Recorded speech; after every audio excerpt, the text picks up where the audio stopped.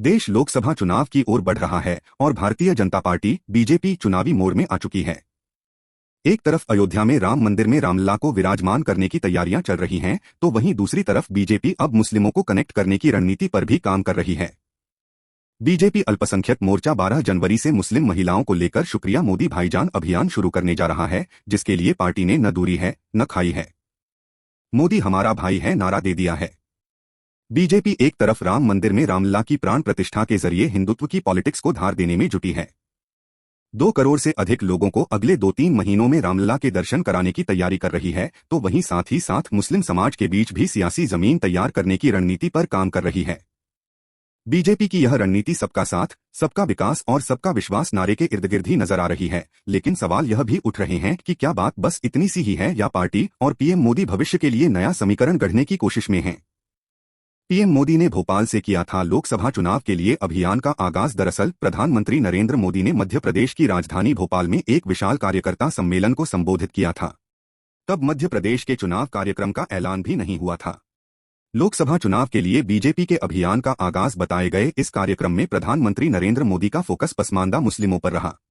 PM ने पसमानदा पर focus कर जिस मुस्लिम पॉलिटिक्स की पिच तैयार करने की शुरुआत की थी, बीजेपी अब उस सियासी पिच को मजबूत करने में जुट गई है।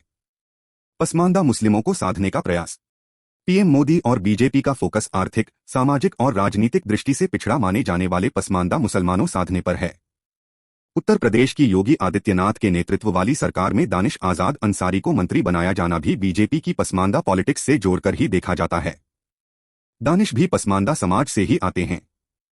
इसके साथ ही पसमानदा मुस्लिमों को टारगेट कर मोदी सरकार ने शादी शगुन, उस्ताद, मुस्लिम पसमानदा उत्थान और अल्पसंख्यकों के लिए कौशल विकास योजना जैसी कई योजनाएं भी शुरू की हैं। बीजेपी की रणनीति साफ है, धर्म से ऊपर उठकर लाभार्थी वाले एंगल से पसमानदा को पार्टी से जोड़ना।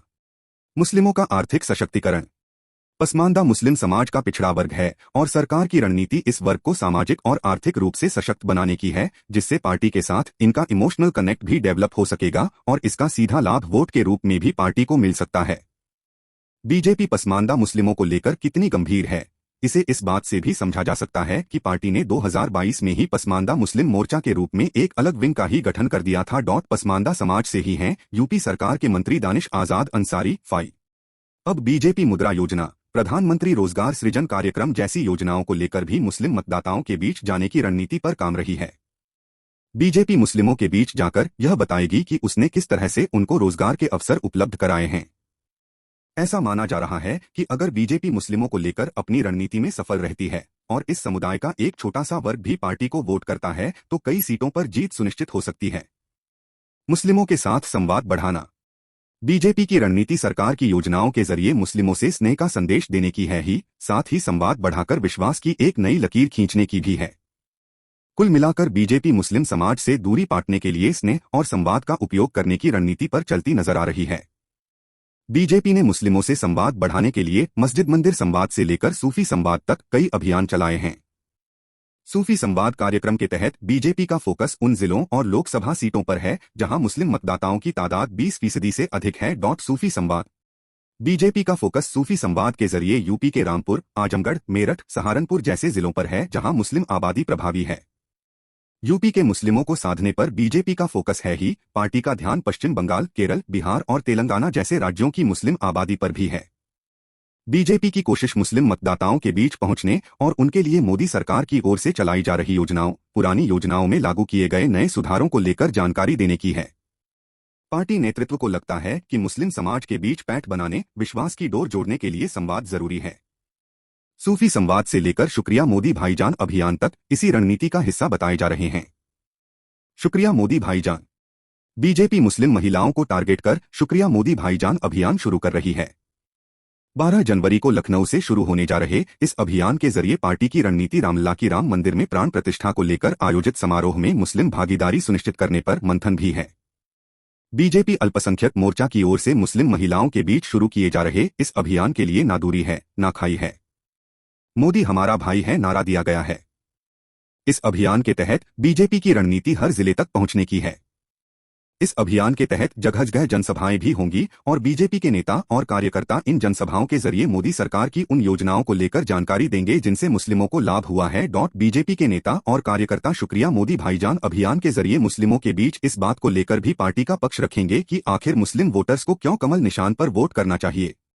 बीजेपी इस अभियान के जरिए मुस्लिम परिवारों को उज्ज्वला योजना के तहत मुफ्त गैस कनेक्शन से लेकर प्रधानमंत्री आवास योजना के तहत मिले आवास, आयुष्मान भारत योजना के तहत मुस्लिम लाभार्थियों, हज का कोटा बढ़ाए जाने, मुस्लिम छात्र छात्राओं को छात्रवृत्ति के आंकड़े भी गिनाएगी। बीजेपी की रणनीति इन सभी योजनाओं के लाभार्थियों को पार्टी से जोड़ने की है। यूपी की ही बात करें तो अलग अलग योजनाओं के लाभार्थियों की तादाद प्रदेश में करीब 2.5 करोड़ बताई जा रही है। पार्टी अगर इन 2.5 करोड़ में से 1/4 को भी वोट में तब्दील कर पाई तो कई सीटों पर तस्वीर बदल सकती है। मस्जिद मंदिर संवाद। बीजेपी एक अभियान और चला रही है जिसे मस्जिद मंदिर संवाद नाम दिया गया है। इस अभियान के जरिए बीजेपी की रणनीति यह जानने की है कि रामलला की प्राण प्रतिष्ठा के लिए आयोजित समारोह में मुस्लिम समाज की किस तरह से भागीदारी सुनिश्चित की जा सकती है। बीजेपी की रणनीति इस कार्यक्रम से मदरसों को भी जोड़ने की है।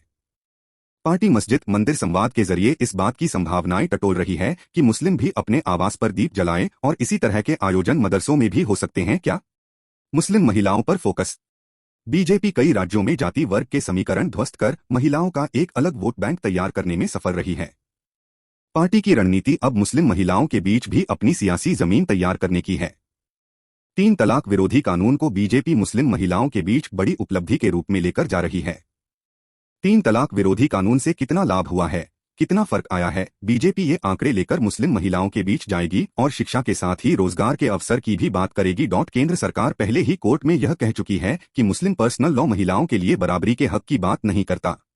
पार्टी इसे आधार बनाकर भी महिलाओं के बीच अपनी सियासी जमीन तैयार करने की कोशिश कर रही है। अब शुक्रिया मोदी भाईजान कार्यक्रम के लिए पार्टी की योजना यूपी के हर जिले को कवर करने और प्रत्येक जिले से 1,000 मुस्लिम महिला लाभार्थी कार्यक्रम में शिरकत करें, यह सुनिश्चित करने की है। मोदी मित्र के सहारे मुस्लिम पॉलिटिक्स। बीजेपी ने मुस्लिमों के बीच सियासी आधार तैयार करने के लिए पिछले दिनों मोदी मित्र अभियान शुरू किया था। इस अभियान के तहत बीजेपी ने करीब 25,000 मोदी मित्र बनाए हैं। ये मोदी मित्र दोस्तों के घर शादियों और विविध आयोजनों के साथ ही चाय नाश्ते पर चर्चा के जरिए पड़ोसियों और रिश्तेदारों के बीच भी बीजेपी को लेकर मुस्लिम समाज में सकारात्मक संदेश दे रहे हैं, पार्टी का प्रचार कर रहे हैं। मोदी मित्र अपने समाज में यह भी बता रहे हैं कि बीजेपी की नीतियां किस तरह से हर समुदाय के लोगों को लाभान्वित कर रही हैं और मुस्लिम भी इनका लाभ पाने से वंचित नहीं है। वह इसे लेकर भी जगह जगह चर्चा कर रहे हैं कि पीएम मोदी के नेतृत्व में भारत किस तरह से एक वैश्विक ताकत के रूप में उभर रहा है। समाचार एजेंसी रॉयटर्स की एक रिपोर्ट के मुताबिक 25,000 से अधिक मुस्लिम 2024 के लोकसभा चुनाव में नरेंद्र मोदी को तीसरी बार प्रधानमंत्री की कुर्सी तक पहुंचाने के लिए किस तरह से बीजेपी से जुड़कर काम कर रहे हैं। बीजेपी अल्पसंख्यक मोर्चा के प्रमुख जमाल सिद्दीकी ने इसे लेकर कहा है कि पार्टी शिक्षकों, उद्यमियों, मौलवियों और सेवानिवृत्त सरकारी कर्मचारियों की तलाश कर रही है जो पीएम मोदी का निष्पक्ष मूल्यांकन करने के इच्छुक हों। पीएम का मुस्लिम बहुल लक्षद्वीप दौरा। केरल के कोच्चि तट के करीब स्थित केंद्र शासित प्रदेश लक्षद्वीप में करीब 98% आबादी मुस्लिम है। पीएम मोदी ने मुस्लिम बहुल लक्षद्वीप का दौरा किया। पीएम मोदी ने इस द्वीपीय प्रदेश को कई करोड़ रुपए की लागत से विकास योजनाओं की सौगात दी। पीएम मोदी ने लक्षद्वीप में पर्यटन को बढ़ावा देने के साथ ही मुस्लिमों की बेहतरी के लिए कई योजनाओं का शिलान्यास भी किया। पीएम मोदी के लक्षद्वीप दौरे को भी मुस्लिम वोटर्स के लिए एक संदेश की तरह देखा जा रहा है।